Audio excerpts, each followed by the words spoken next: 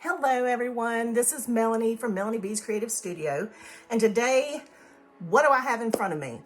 Well, this is a Technique Tuesday tutorial, tips, tricks, you name it. This is going to be a chock full, informative video that I hope will help every single one of us who have painted by numbers, painted with acrylic paints. I think this is going to be a game changer for all of us. Now, a lot of new paint by number enthusiasts will start out with my tips and tricks video.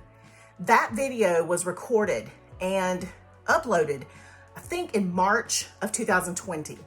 Well, it is now May of 2021. And as you know, we all learn new things along the way, even those of us who bring you this information. So I don't want you to think you've been misinformed, because that is not the case. There is just new information that comes to us, or new things we'll try, new techniques, or information from outside sources that we are just sitting here going, oh my God, let me try that with my paint by number and see if it works and see if it makes me feel more successful, and that is kind of what happened here. First of all, let me kind of tell you how I fell into this information. My husband and I have been together 6 years. We just got married 3 years ago. For about 30 years, he has been in some form of painting. He used to do painting for commercial type of businesses.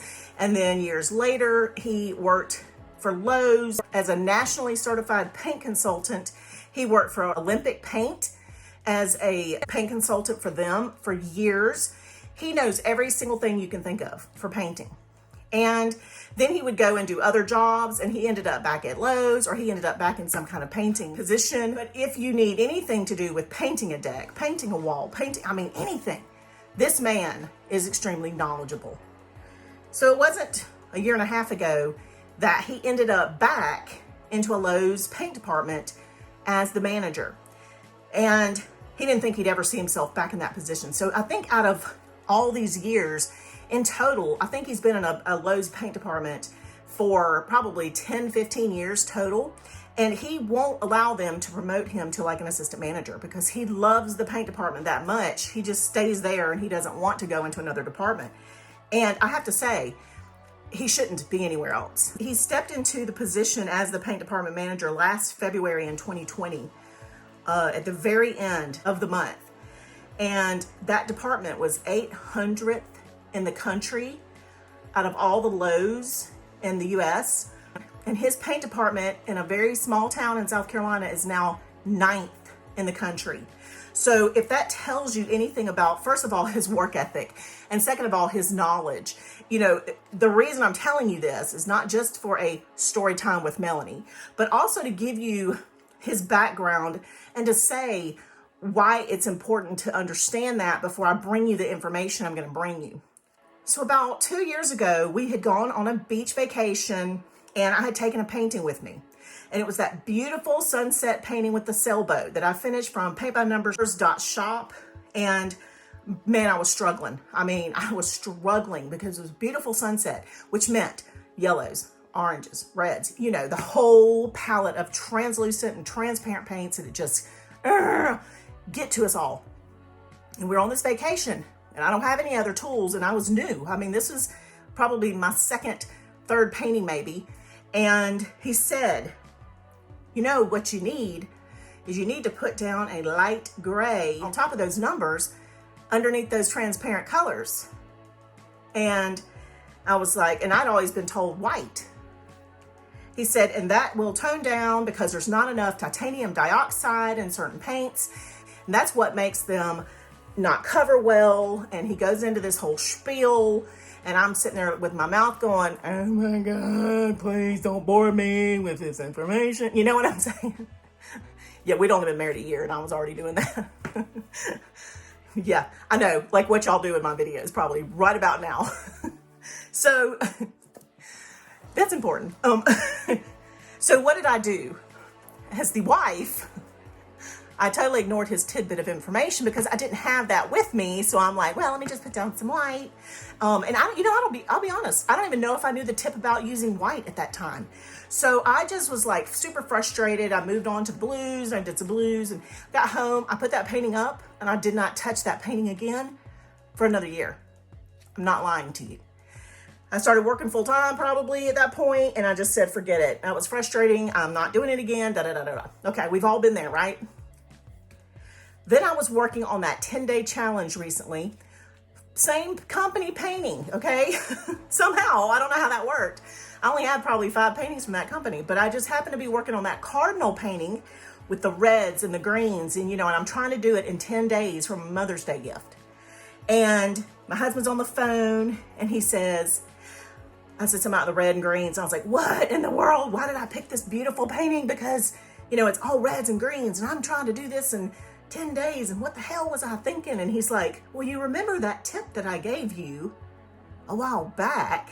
And I'm like, oh, yeah, I remember. And I'm like, what was it? He says about putting down light gray.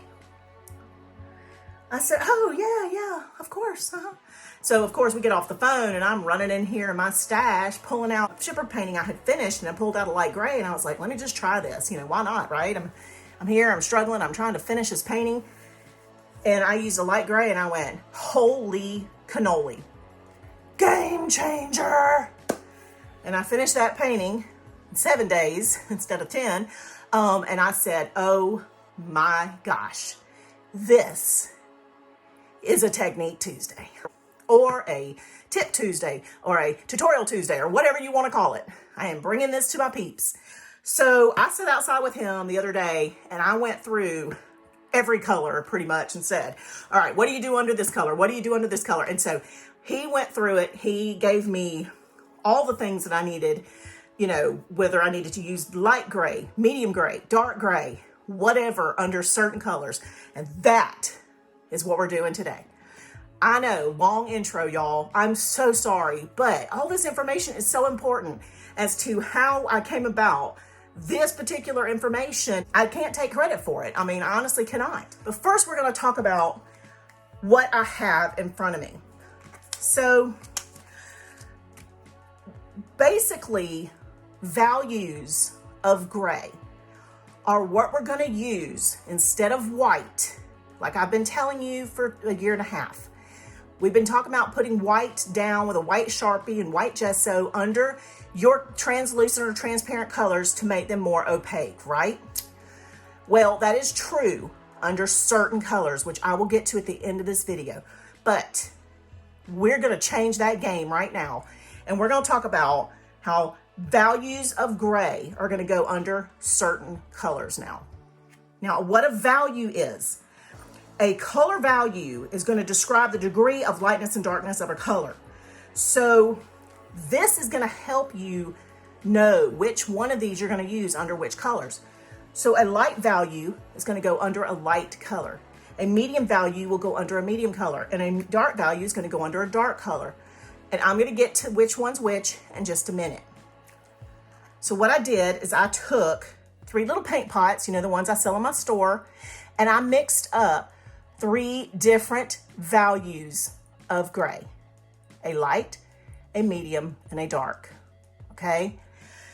And I went ahead and I took the swatch guide that I also sell in my store. Well, for this one, what I did is I went ahead to, not have you have to sit here and watch me actually paint all of these grays.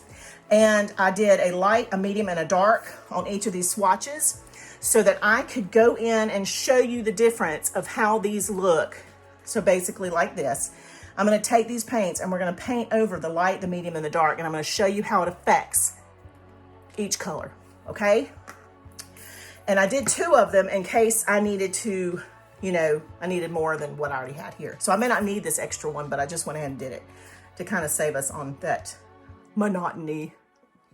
You're probably wondering, well, how do I know how light? How do I know how dark? You guys, sometimes you just gonna have to figure stuff out on your own. There is no set recipe, and I do have a plan for this to help you in the future. But do not ask me what the recipe is, okay? There is no set recipe, but I have a plan. So bear with me on that. I promise it'll be worth it when you finally see it. What I did is I pulled out the worst kit I've ever received with crap paints. And I will be happy to tell you which one it was, because I don't think they deserve to have anybody buy this kit. This is the Flowers number 7 that was at Geek Angel. It is no longer Geek Angel. It is now Painting Ideas. This was the most transparent, translucent crap kit of paints I've ever gotten in my life. So I just pulled this, and that's what I just pulled the colors I wanted to work with right here. And that's what I'm using. And then I had another kit from AliExpress that had a few darker colors that I'm going to pull from here. So let me tell you what I have in front of me before we get started, because you've never seen this. And I blame my group on this. I had seen this long ago, but I didn't want to spend the money on it, so I didn't get it at the time. Basically what this is a paint puck dish. So you've seen me use a paint puck. You've seen me use my fabulous Click and Go water cups with the paint puck inside. Let me see if I can get the thing down in here. There we go. So I love these. These collapse are perfect for travel. Amazing. I love them. Your little brush sits right over the top like this. They're fabulous, okay? But this is pretty cool too, because the water goes inside. I don't know if you can see the water. Let's get the light over here again. See it? There's a paint puck built in the bottom. It has, your brushes kind of go like this. And you also can rinse your brush, wipe it on the bottom across the little pucky things, and then you can slide it through here to take the excess water off, okay? And it also has the little water reservoir over here. I use this for watercolor stuff over here. When there's water that gets in this little basin, I use it for watercolor. But anyway, so that's a cool little thing. This one's about $23, so it's not cheap, but somebody said something, I had to try it. But I'm gonna use that today because I'm about to go on this little trip, and I'm gonna take my Click and Go water cups with me. So I've got them ready to be packed. I've also got my little stir. Probably won't need it, but these paints are never gonna get used, so I may need it to mix these up before I start. So I'm just gonna put it down in my little paint puck dish here, and I'm going to test these this way. We have this crappy neon yellow that we all hate because it is transparent every time. Never in the history of lemony neon yellows has there ever been one that is semi-opaque or opaque. So we're never going to cover the numbers the first time. So we're going to see how this works. The reason I want to show you the light and the medium and the dark is that you're going to see that if we use a gray that is too dark or too light under our color, it's going to change the value of the color. So again, what is value? The value is the lightness or the darkness of the color. So by putting a darker gray under it, it's going to change this color completely. So if it's too dark, that's going to change this, and it's not going to be the color that we're supposed to have. So we just need to be careful which gray we use, but we're going to make sure that we use the right gray under the color that we are trying to achieve.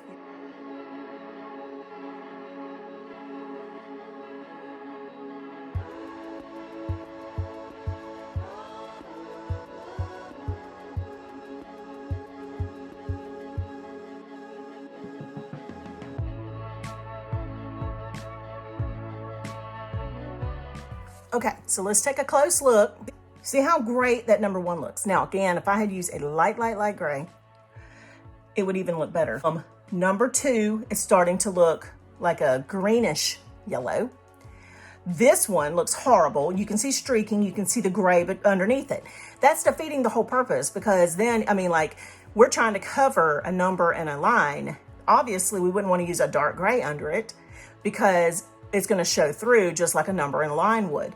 So you can see why lighter colors need a lighter gray. Now, I can still see a hint, barely a hint, of that little paint pot rim in there. But let's go just for a sample, just to show you this greeny yellow crap. I keep it real over this number 1. Just to show you what it would look like if you didn't put anything down at all. And you see, let me get it close again after I clean my brush. I'm just gonna tap it off on a paper towel. You see how zero coverage. You see how great coverage. Now, again, light gray. This is a little too dark of a gray for it right now, but we're gonna go with that for now. But you see what I'm talking about?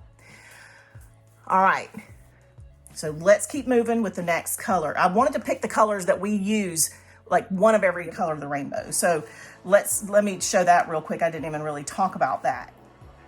I have two different yellows over here, a lime green, an orange, a pink, a hot pink, a lighter red, and then we're gonna move into a kind of a clover green, purples and hot pink, a jelly kind of a blue that's that glazy blue that's gonna go into the darks. And then here I have a deep red that I'm gonna use, and that's gonna go into the darks as well. And then this 9, which is gonna be a yellow ochre, we're gonna test it between a medium and a darker gray.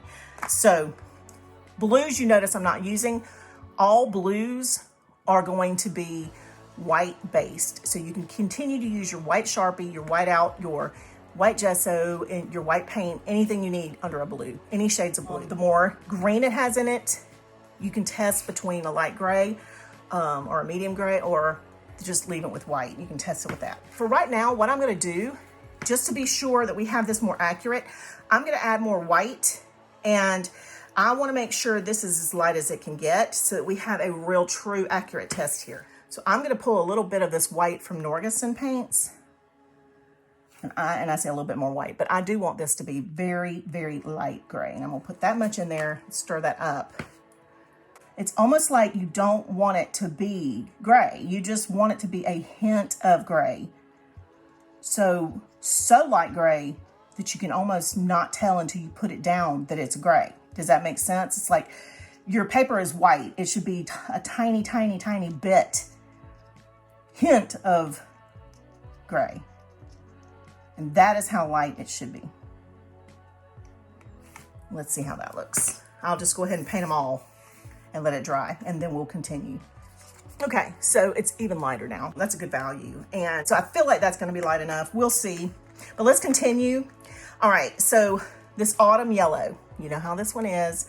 I can have a kit with 35 of 36 beautiful paints, and this little sucker right here will be that one that I just wanna smack, throw in the trash can, stomp. I'm just kidding.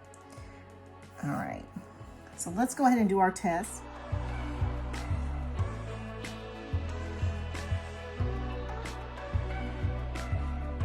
So again, that light gray is perfect, the way to go. It changed the tone on the medium gray. It changed it completely on the dark. So what I'm gonna do is I'm gonna just keep time-lapsing these, and I'm going to go through these right here, and then I'm gonna stop and we're gonna talk about them for just a second. So I'm gonna time-lapse, play some pretty music.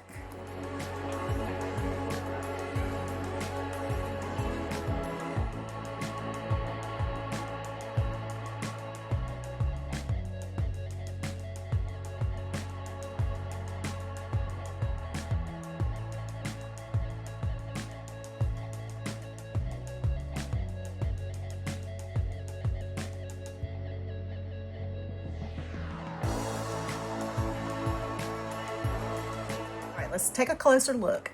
Now, you see, dark gray changes the color and the final outcome totally, completely.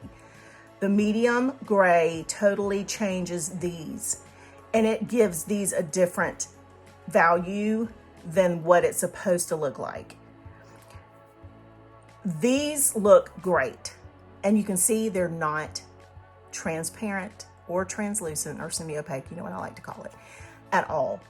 So we have just totally made those crap paints that I hate with my soul. Demon paints, that's what we should call them. Those are now workable paints. And I'm not gonna say What can I say except you're welcome? I will let my husband do it because he is the one that deserves the credit. Now, I will say that somebody on the group mentioned this same tip that her husband had told her, and she's what kind of reminded me and sparked that the conversation again too with my husband.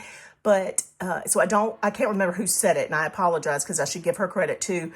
But my husband had told me this 2 years ago, and I kind of feel bad that I didn't listen, or that I was in a position at the time where I didn't really, store that information. Let's move to our darker colors, and even though I am going to do them on the light gray, we're still going to compare which of the values of gray are going to look best under these darker or mid-tone colors. In most cases, light gray is going to be the number one value you're going to turn to. So you're probably going to use more of that than anything. So keep that in mind. Don't be surprised if you're going, oh my gosh, I'm using more of the light gray. Is that normal? Yes, it is normal. All right, so I'm going to go ahead and do it like I did a minute ago so you don't have to watch me swatch all 6 of these, but then we'll come back and we'll talk about each one.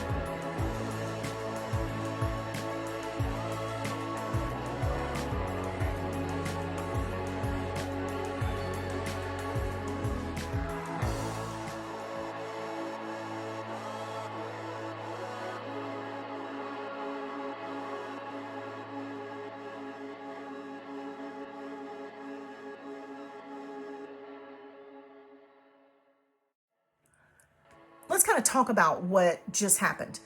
I'll talk about these colors that I just did real quick. And the reason I separated them some was to show which ones were dark, which ones ended up being better on the medium. And let's start kind of where I stopped. And so we did the lights, and those were the ones that were these first 5, right? And then I started doing these here. So the most tricky ones to figure out were number 22 and 23, which are these violet, hot pinky colors. So take a look at the way these looked once they were done and swatched. You can see that you definitely do not want to use a dark gray under either one of these colors. Here is this one here, and it's swatch. It definitely looked better with 18 underneath. Now I'm still getting a little bit of the show through on the medium underneath, but I have a solution, and we're going to try that in a minute. So I'm going to set these aside, and then let me talk about the other one, which was number 10. Now number 10, on number 10 swatch here, which is this one here. It's a little deeper. more of a violet red or rose color. And it definitely is not a light gray base. It should have either a medium or a dark. Now, I really like the dark, but it depends on what the painting actually calls for. I can see a lot of the medium gray underneath. But again, I have a solution I think that will work for these. So I'm going to set these aside and we're going to play with those on the swatch guide in just a minute with a solution that I think might work best. So let's talk about this number here, which is this orange red. So when I swatch this one, you can tell immediately that the dark gray is not going to be your base on something like this, which I knew before I swatched it. But light or medium gray worked pretty well. But I felt like I got better coverage with the medium gray. So this one was kind of in between on value. So it was, when you look at it like this, but medium gray would have been my first choice. So I'm glad that it did swatch better on the medium gray. Now let's go with this clover green. This one shows the light gray through it and some of the medium gray through it. And it looked fantastic over that darker gray. So the greens that are medium, like this value here, I think are gonna always look better on a darker gray, somewhere between a medium and a darker value. So I put it in the dark pile. Same with both of our violet and purple. They both looked outstanding on the dark gray. You see how streaky they look? That is why you're always going to use streaky paints that are dark on the dark gray value, okay? So just keep that in mind. Any streaky paint, whether it be brown, deep blue, purples, greens, always use the dark gray base. Let's talk about what happened when I did the deep red, because this really deep red, that's kind of a lot of what you saw in that cardinal I did recently.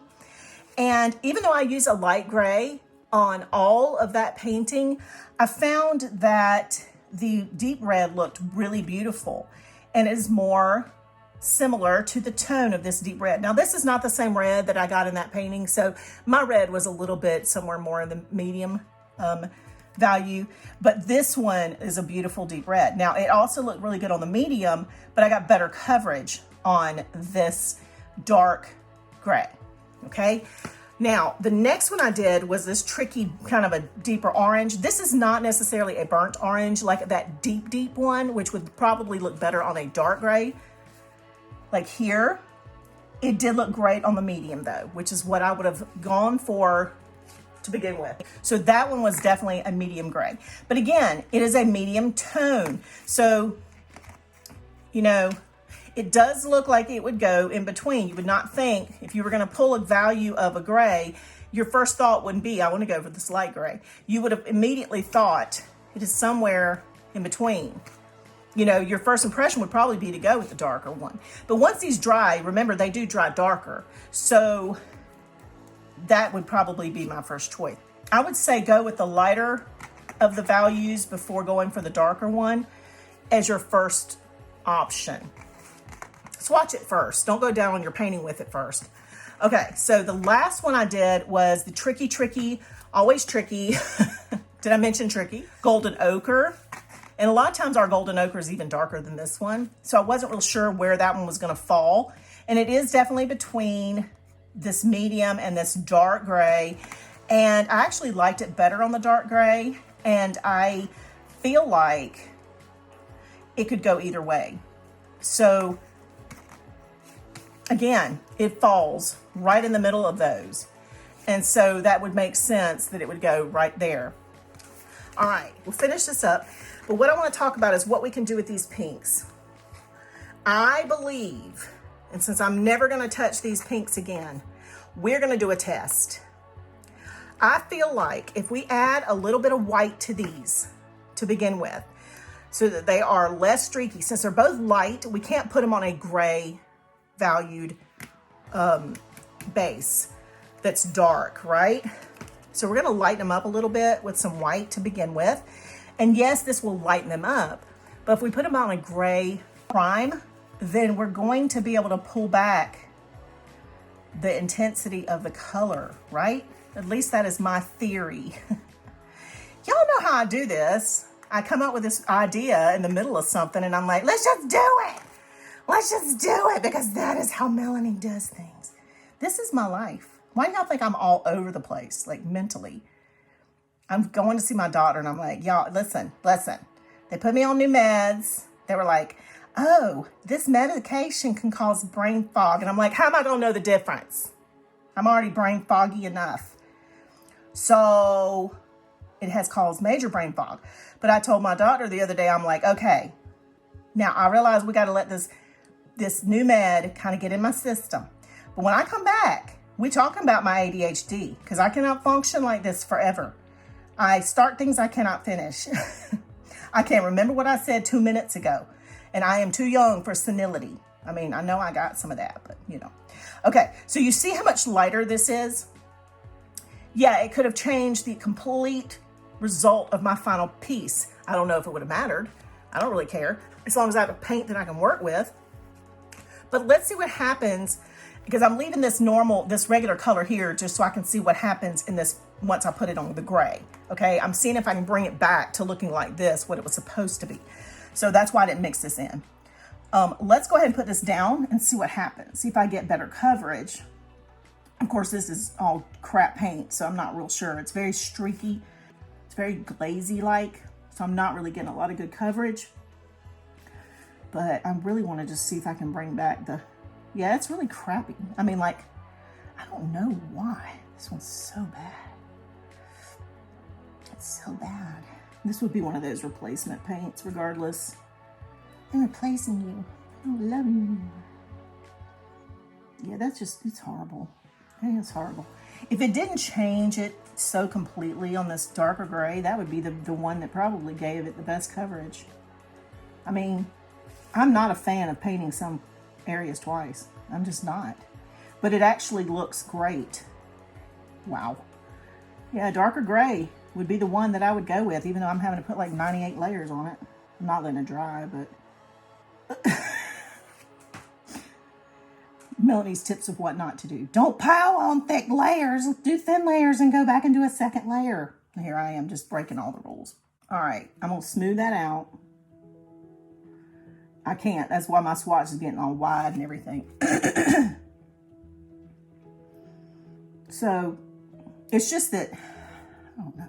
I think it's because this paint underneath, the gray paints, if I could have a matte finish paint, it'd be fabulous. These are kind of a satin finish, and I think it's because the surface is kind of slick, it's making a difference.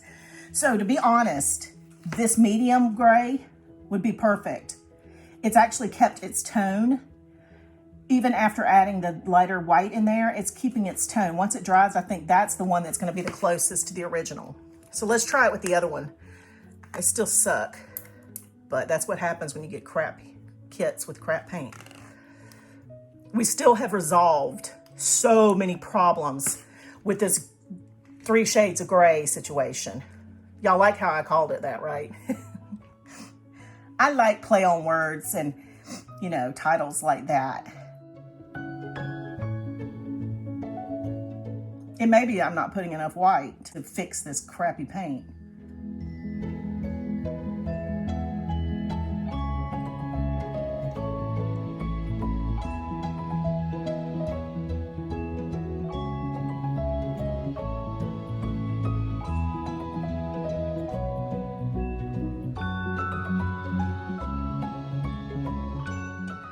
So what I'm going to do is let that dry for a second before I mess with it again. And then I'm going to put another little whatever's on this brush on top. And I think this one is the same way. I think it's going to be exactly what that is. If I added a little white, I'm going to put it over this little bit of gray, medium gray, and it's going to bring it right back to what it was to begin with, which is a good solution. And I think it's going to have better coverage once I've let it dry just a little bit and kind of slap a little bit more just to make it smooth. It also, I feel like, has a lot to do with the finish of the paint. So if we had matte paints, it'd be a different story. And we'd have a gessoed surface. So if it's clear gessoed, we're not going to have any of this slippery stuff. So remember, all those factors come into play, and you're not going to have some of these issues that I'm dealing with on a slick surface.